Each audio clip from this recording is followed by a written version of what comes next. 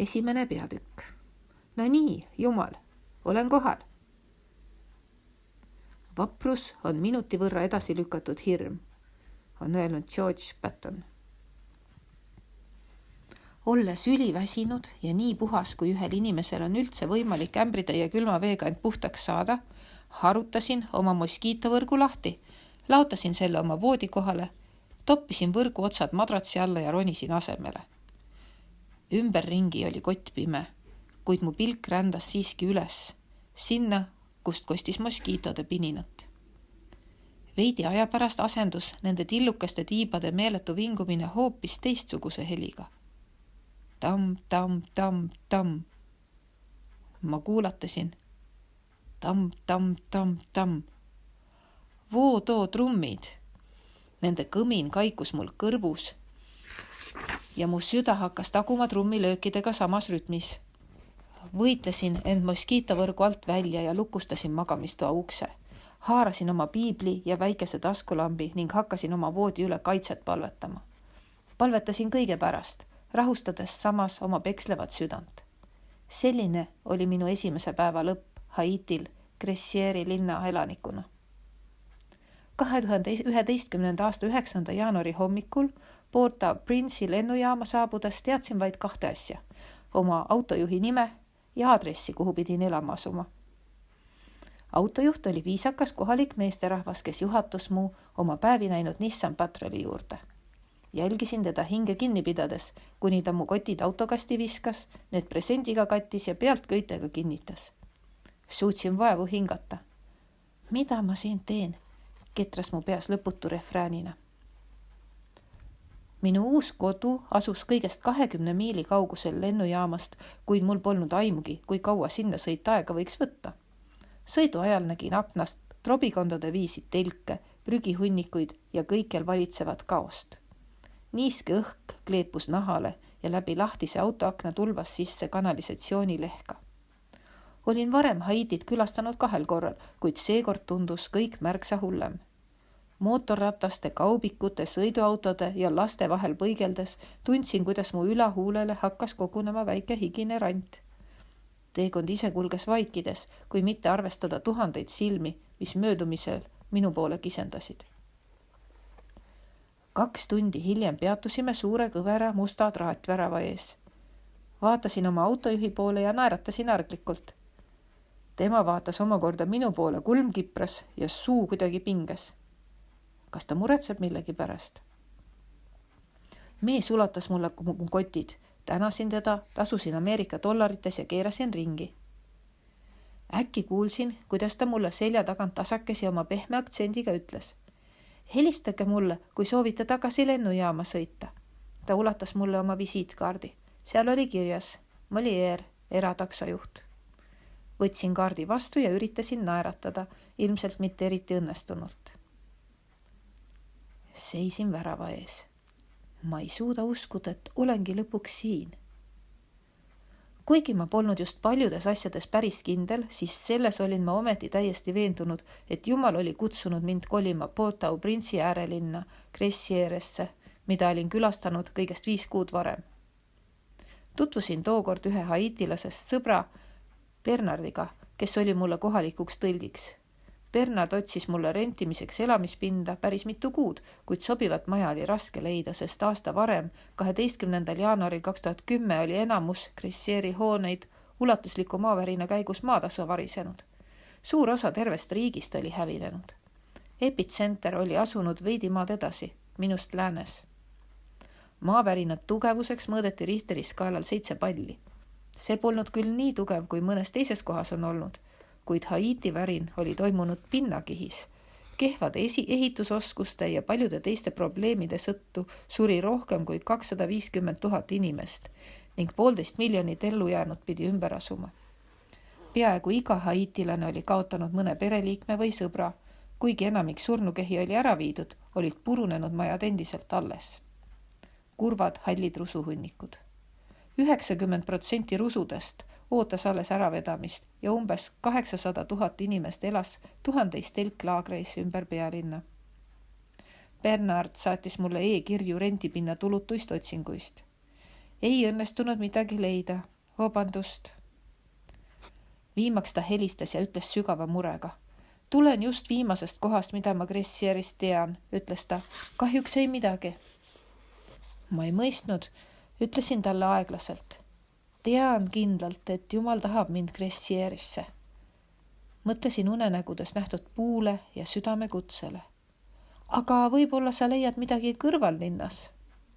Bernard oli nõus otsinguid jätkama ja me lõpetasime kõne. Langesin põlvili, hirmunud ja täis kahtlusi.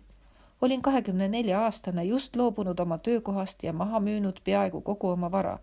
Tundsin, et olin kuulnud Jumala häält, viisil nagu ma kunagi varem polnud kuulnud. Olin sõnakuulelik. Miks siis ei ole mitte ühtegi kohta, kus ma võiksin elada? Jumala õrn meeldetuletus, sosin sügaval mu südames, ütles.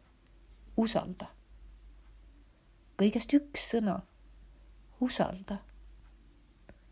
Hingasin sügavalt sisse ja seejärel sügava ohkega välja. Paar minutit hiljem helises taas telefon. Mobiiliekraanil helendas Bernardi nimi. Vajutasin rohelist nuppu ja Bernardi hääl oli elevil ja lausa purskus torust. Hei, Megan, seesama naine, kelle juurest ma just tulin, helistas mulle ja ütles, et sa võid elada tema majas. Ta ei kasuta oma maja siseruume. Bernard selgitas, et naise perekond telkis õues, maja ees olevas hoovis. Kuna maavärinas hukkus nii palju inimesi, siis ellu jäänud ei julgenud enam majas elada. Ta tundsid end palju turvalisemalt ajutistes telkides, milleks oli tihti vaid plastikust koormakate või keppidele toetuv roostes plekitahvel. Molieri sõites minema, ma lükkasin musta raudvärava lahti, astusin oma uude eesõue ja sosistasin endale. See ongi minu uus kodu. Ma ei suutnud seda ikka veel päriselt uskuda. Mind tervitasid mõned tolmus nokkivad kanad, podisev pada väikesel söetulel ja rohked põsesuudlused ühelt emalt ja tema 2 täiskasvanud lapselt, kes elasid kõik koos maja eesõues. Bernard oli mulle jutustanud, et lamedal majakatusel elas ka 19-aastane poiss David, kuid maja ise oli tühi.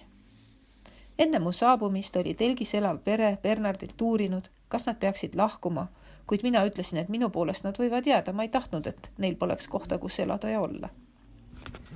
Minu uus kodu oli ehitatud hallidest, robustsetest betoonplokkidest ja siseseinad värvitud iiveldust tekitavalt roheliseks.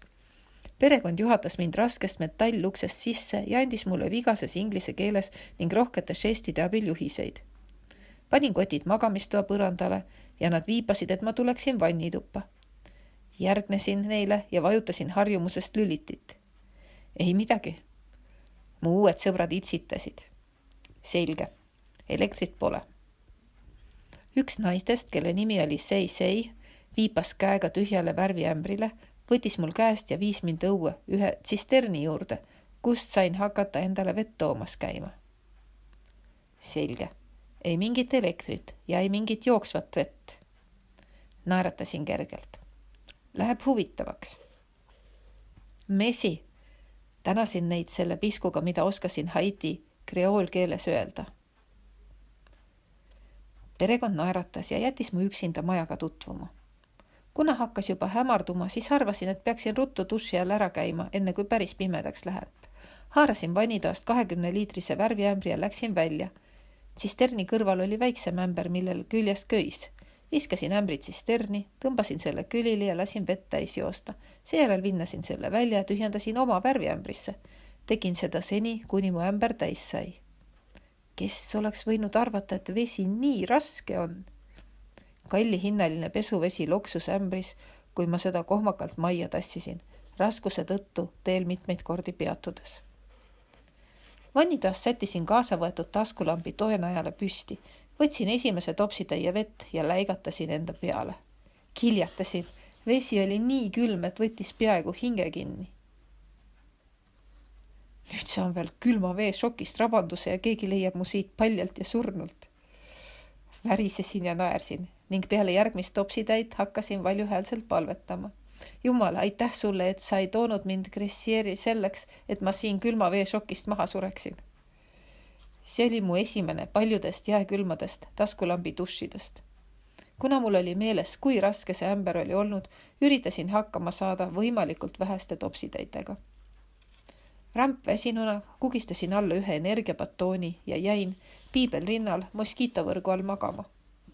Iga natukese aja tagant kires kukk ning läbi tihke ja raske ööpimeduse kostus lakkamatu vootoo-trummide kõmin. Tundus, et möödunud oli vaid mõni minut, kui juba oli taas kuulda kitsede mökitamist, kanade kaagutamist, põrsaste ruigamist ja inimeste kõnelemist. Vaatasin kella. 4:57 hommikul. Naeruväärselt vara. Keerasin teise külje ja üritasin väljast tulevaid hääli ignoreerida, kuid see ei õnnestunud. Pidin ikkagi päevaga algust tegema. Lõin magamisele käega ja ronisin voodist välja. Tundsin huvi, kust kogu see lärm tuli ja ronisin tepist üles katusele. Lame katus oli valatud hallist betoonist, millest siin-seal turritasid välja roostes metallvardaid. Kohe ukse kõrval oli Davidi hallikas punase kirju matkatelk, kus ta öösiti magas. Kõndisin katuse keskossa. Minu selja taga oli mägi, mis oli kaetud põõsastiku ja viinapuudega. Kohe maja kõrval kasvas suur lopsaka võraga mangopuu, mille majesteetlik roheline lehestik varjas osaliselt ka majakatust. Teisel pool kasvas veidi väiksem puu, mis oli täis ülespoole kasvavaid rohelisi banaanikobaraid. Teadsin, et tegelikult olid need jahubanaanid. Eelmisel reisil olin saanud süüa imemaitsvaid väikeseid koogikesi, mis sellest tärklise rikkast puuviljast valmistatud. Kogu see lopsakas rohelus mu ümber lõi silmatorkava kontrasti hallidest betoonplokkidest majade ja ruske tolmuse teerajaga, mis maja eest alla maantee suunas vunkles. Seisin ja jälgesin, kuidas naabruskond hakkas ärkama. Minu uue kodu värava juurde, kus asus kogukonna veepump, tekkis järjekord väikestest lastest, ämbrid käes. Naised toimetasid oma majades või pühkisid telkide ümbrust. Teisel pool teed elav mees vehkis suure matšeetega mingeid põõsaid maha raiuda. Väike nurgapood müüs midagi, mis näis olevat seep, õli ja riis. Mul ei olnud ühtegi plaani ja kuna ma polnud kindel, mida järgmiseks ette võtta, siis läksin katuselt alla õues oleva telgi juurde ja naeratasin oma uutele ja ainukestele sõpradele. Bonjour, ütlesin. Perekond naeratas vastu. Taibates, et ma ei tea Haiti kreoolkeelest muud kui ainult tere ja aitäh, lehvitasin neile ja läksin tagasi tuppa. Ma pean midagi tegema. Kuna ma pole kunagi osanud niisama jõude istuda, pakkisin oma kotid lahti, seadsin magamistoa korda ja ronisin tagasi katusele. Üleval oli õhk värskem. Uudistasin paremal pool majade taga asuvat müstilist tumerohelist mäestikku. Nägin seal 10 halle suitsujugasid, mis kerkisid üles orgudest ja õõnsustest, kus sinna varjunud inimesed endale süüa tegid.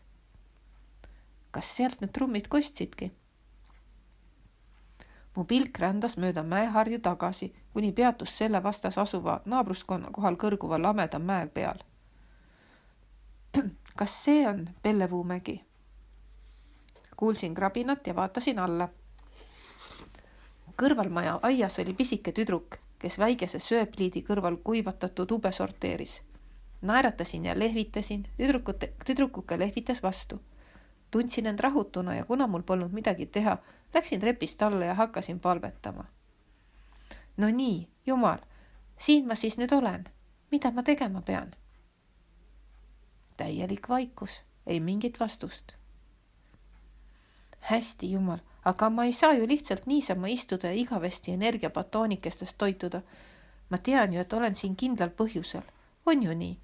Palun näita mulle, miks ma siin olen.